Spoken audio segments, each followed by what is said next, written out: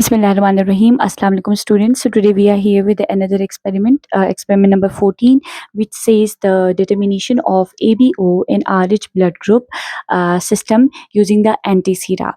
Okay so anti-sera को use करके आपने हमें डिटरमाइन करना है ABO ब्लड ग्रुप सिस्टम और positive negative RH negative blood group system को। So before going to that experiment, मैं सबसे पहले थोड़ा सा यहाँ पे एक इंट्रोडक्शन आप लोगों को देना चाहती हूँ कि जैसे कि आप सबको पता है कि हमारी बॉडी के अंदर मेजर जो ब्लड ग्रुप सिस्टम है वो ABO ब्लड ग्रुप सिस्टम है और RH ब्लड ग्रुप सिस्टम है। और जैसे कि आप सबको पता है कि हमारे जो रेड ब्लड सेल्स होते हैं उनके सरफेस के ऊपर एक प्रोटीन होता है जिसको हम एंटीजन कहते हैं, कि जिनके ब्लड के सरफेस के ऊपर एंटीजन ए मौजूद है उनका ब्लड ग्रुप जो है वो ए कहलाता है। और जिनके जो है वो आरबीसी के सरफेस के ऊपर बी एंटीजन मौजूद है उनका ब्लड ग्रुप बी कहलाता है। और इस तरह जिनके जो है वो आरबीसी के सरफेस के ऊपर ए बी मौजूद है उनका ब्लड ग्रुप ए बी कहलाता है। ठीक है, और जिनके रेड ब्लड सेल्स के सरफेस के ऊपर कोई एंटीजन, कोई प्रोटीन मौजूद नहीं है, अगर उनके पास कोई एंटीजन मौजूद नहीं है तो हम उस ब्लड ग्रुप को ओ ब्लड ग्रुप कहते हैं और उसको हम स्मॉल आई से जो है वो रिप्रेजेंट करते हैं। ठीक है, एक और चीज़ आपको पता है कि जो ब्लड ग्रुप के लिए जो हमारे पास जीन है उसको हम लोग आई जीन कहते हैं, कैपिटल आई पोलीमोर्फो मॉर्फिक जीन हमारे पास होता है जिसको आई से रिप्रेजेंट करते हैं। ये जो कैपिटल आई है वो भी डोमिनेंट होता है ओवर स्मॉल आई। ठीक है, इट्स कम्प्लीटली डोमिनेंट।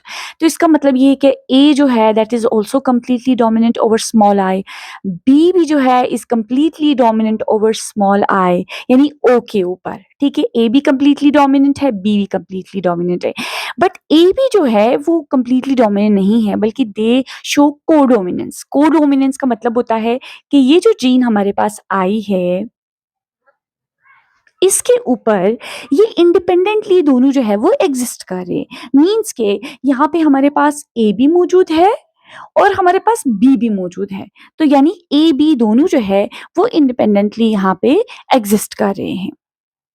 इसका मतलब ये हुआ कि मतलब ए बी अगर इंडिपेंडेंटली एग्जिस्ट करें तो वो हमारे पास अ टाइप ऑफ डोमिनेंस दिखाते हैं जिसको हम बोलते हैं कोडोमिनेंस। यानी जितना ए है ब्लड ग्रुप उतना बी भी है, right. So this is known as the A B blood group. इसी तरह अगर हमारे पास फॉर एग्जाम्पल हमारे पास एक एग्जाम्पल आता है कि आपका ब्लड ग्रुप ए है, तो दो चांसेस हो सकते हैं। एक तो ये कि आपके पास दोनों अलील्स कैपिटल ए हो, इसका मतलब आपका ब्लड ग्रुप ए है। एक और चांस ये भी हो सकता है कि आपके पास एक अलील कैपिटल ए हो और दूसरा अलील स्मॉल आई हो। So but A is completely dominant over small आई, तो इसका मतलब ये है कि आपका ब्लड ग्रुप तब भी ए होगा, right. So this was all about the blood group. Now there is another term which is known as agglutination. बच्चों, एग्लूटिनेशन का क्या मतलब होता है? एग्लूटिनेशन का मतलब होता है कि कभी भी आपको पता है कि जैसे बाहर से कोई भी ब्लड आपकी बॉडी के अंदर आता है तो उसके पास कोई ना कोई एंटीजन तो ऑफ कोर्स मौजूद होगा, राइट।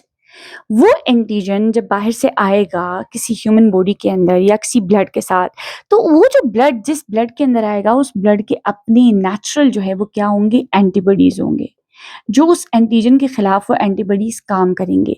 ये एंटीजन और एंटीबॉडी जब आपस में मिलेंगे तो ये क्लम्पिंग करेंगे, ये फाइट करेंगे, और इसी क्लम्पिंग को कहा जाता है एग्लूटिनेशन, जिससे हमें पता चलता है कि वेदर ये स्पेसिफिक एंटीजन है भी कि नहीं, या इस ब्लड में ये स्पेसिफिक एंटीबॉडी है भी कि नहीं।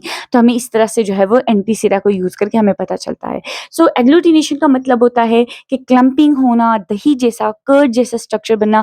जब भी कोई एंटीजन एंटीबॉडी आपस में जो है वो क्या करेंगे, आपस में टकराएंगे, तो ये जो है वो आपस में फाइट करेंगे और इनकी क्लम्पिंग जैसी स्ट्रक्चर बनेगी। जो नॉर्मल हमारे पास वाटर का स्ट्रक्चर है वैसा नहीं बनेगा, बल्कि एक इस तरह से हमारे पास जो है वो डॉट्स की फॉर्म में, कर्ड की फॉर्म में क्लम्पिंग सा एक स्ट्रक्चर बनेगा, जिससे हमें पता चलेगा कि ओ ओके मतलब यहाँ पे एग्लूटिनेशन हुई है, राइट। सो आगे मैं आप लोगों को डायग्रामेटिकली रिप्रेजेंट करती हूँ प्रोसीजर के बारे में कि किस तरह से हम जो है वो एंटीसिरा को यूज करके इस प्रोसीजर को कंप्लीट करते हैं और इस एक्सपेरिमेंट के बारे में हम पढ़ सकते हैं।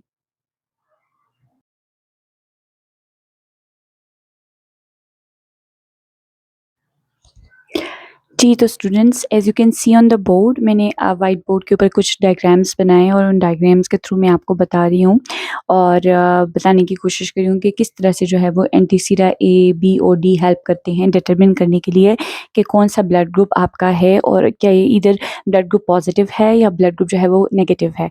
As you can see the box number 1 हमारे पास सबसे पहले आपने इस प्रोसीजर को फ़ॉलो करने के लिए क्या करना होता है, आपके लिए इम्पॉर्टेंट है कि आपके पास एक ग्लास स्लाइड हो, ठीक है? Which should be very clean, कोई कंटामिनेशन उसके ऊपर नहीं होनी चाहिए।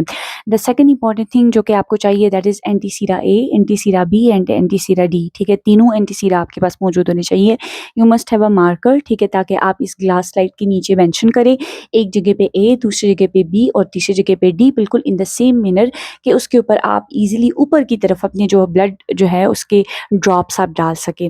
तो आप क्या करेंगे, आप पेन लेंगे या आप छोटा-सा जो है वो सेफ्टी पिन भी ले सकते हैं या आप जो है वो ऐसे ही प्रिकिंग पिन भी ले सकते हैं, लैंसेट भी ले सकते हैं और उससे आपने क्या करना होगा, उससे आपने ये करना होगा कि आपने अपने हाथ के अंदर अपने फिंगर के ऊपर जो है वो आपने प्रिक करके थोड़ा-सा ब्लड आपने निकालना है और वो ब्लड आपने जो है वो लगाना नहीं है इस स्लाइड को बल्कि उसको बिल्कुल ड्रॉप की फॉर्म में एक ए पॉइंट पे, बी पॉइंट पे एंड डी पॉइंट पे आपने उस ब्लड को क्या करना है, थोड़ा-थोड़ा सा ब्लड आपने उसके ऊपर ड्रॉप करना है।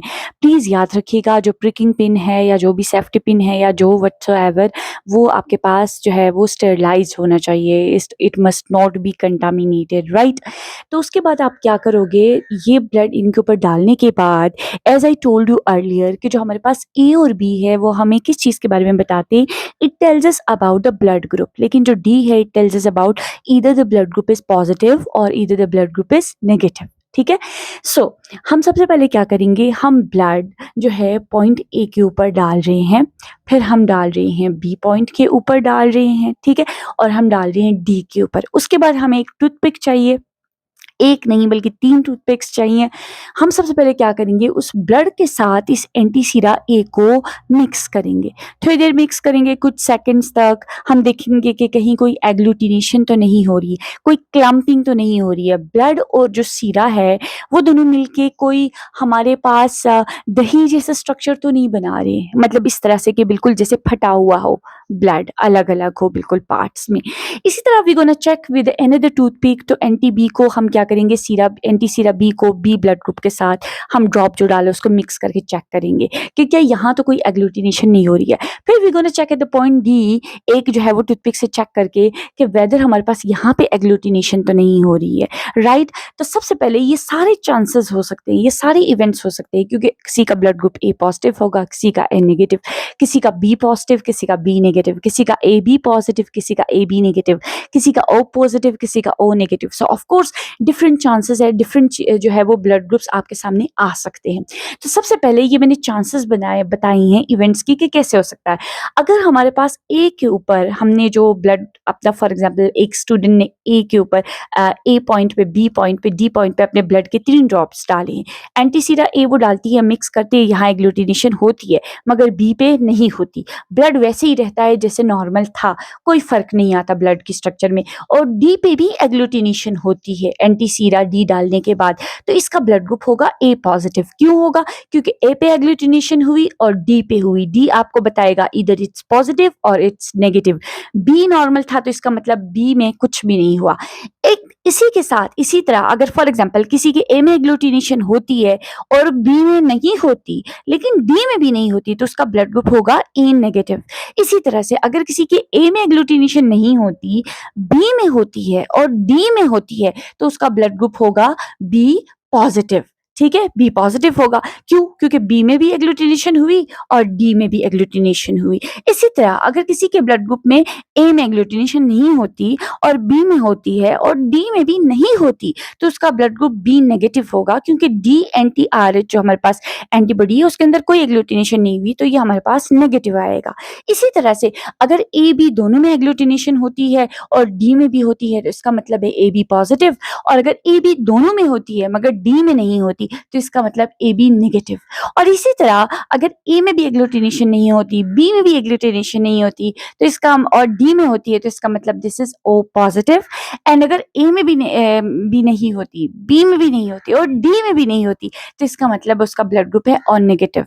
सो ये मैंने नीचे शो किया है कि जैसे जो गोल वाला जो मैंने सर्कल बनाया है उसका मतलब है कि कोई एग्लूटिनेशन नहीं हुई, जैसे आपने ब्लड और एंटीसीरा डाला है वो उसी फॉर्म में रह रहे, लेकिन जहाँ पे डॉट्स नजर आ रहे वहां पे एग्लूटिनेशन हुई।